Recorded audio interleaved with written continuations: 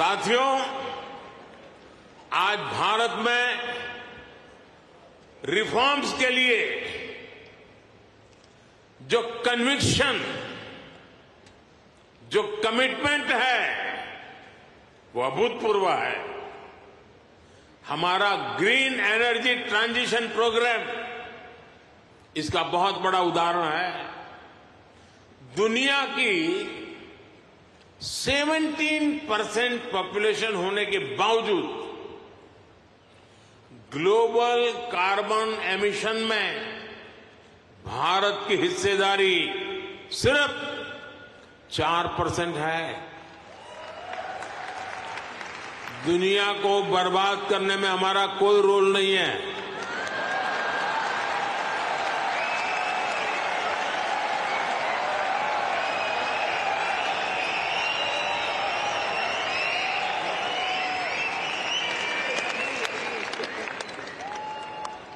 पूरी दुनिया की तुलना में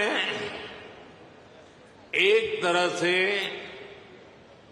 यानी कह सकते हैं ना के बराबर है। हम भी सिर्फ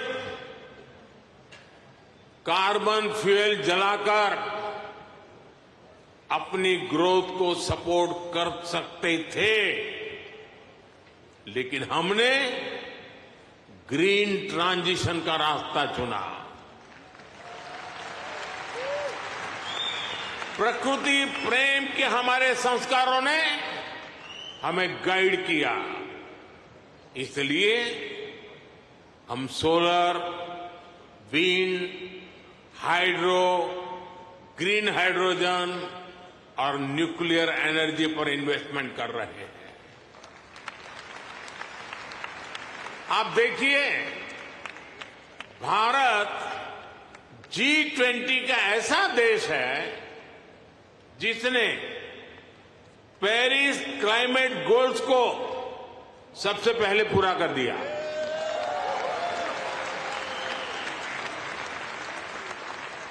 दो 2014 के बाद से भारत ने अपनी सोलर एनर्जी इंस्टॉल कैपेसिटी को 30 गुना से ज्यादा बढ़ाया है। हम देश के हर घर को सोलर पावर होम बनाने में जुटे हैं। इसके लिए रूफटॉप सोलर का बहुत बड़ा मिशन हमने शुरू किया है। आज हमारे रेलवे स्टेशन और एयरपोर्ट सोलराइज हो रहे हैं। भारत घरों से लेकर सड़कों तक एनर्जी एफिशिएंट लाइटिंग के रास्ते पर चल पड़ा है। इन सारे प्रयासों से भारत में बहुत बड़ी संख्या में ग्रीन जॉब पैदा हो रहे हैं। साथियों, 21वीं सदी का भारत एजुकेशन, स्किल, रिसर्च और इनोवेशन के दम पर आगे बढ़ रहा है।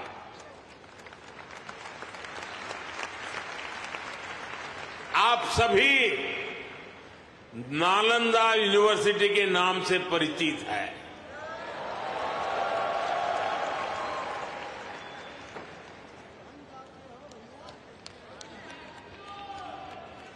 कुछ समय पहले ही भारत की प्राचीन नालंदा यूनिवर्सिटी नए अवतार में सामने आई है।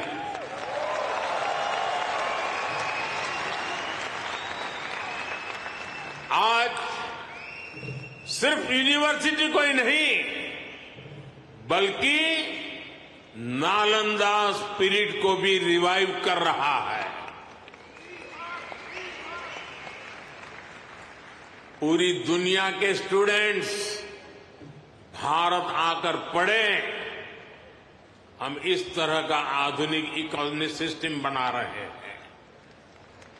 बीते 10 साल में भारत में, ये भी जरा आप लोगों को याद रखने जैसी बात बताता हूं मैं, बीते 10 साल में भारत में हर सप्ताह एक यूनिवर्सिटी बनी है।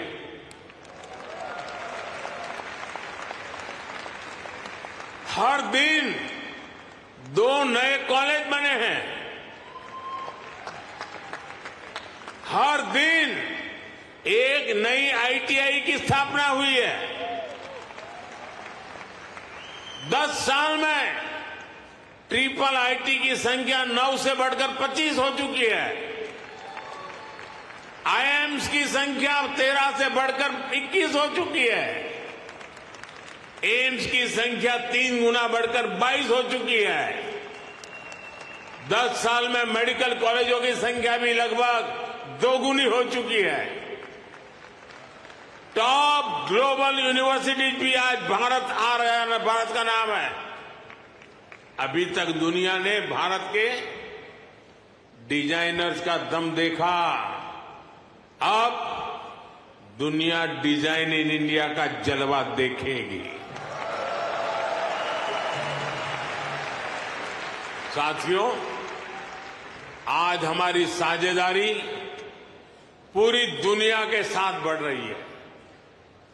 पहले भारत सबसे समान दूरी की नीति पर चलता था, इक्वल डिस्टेंस।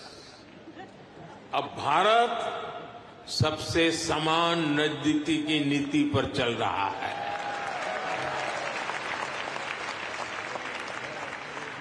हम ग्लोबल साउथ की भी बुलंद आवाज बन रहे हैं।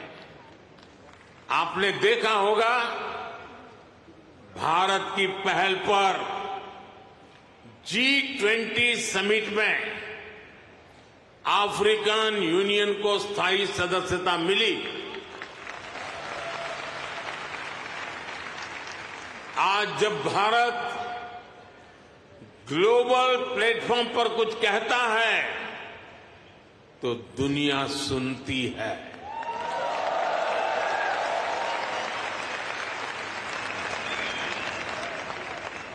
कुछ समय पहले जब मैंने कहा कि this is not the era of war, तो उसकी गंभीरता सबने समझी।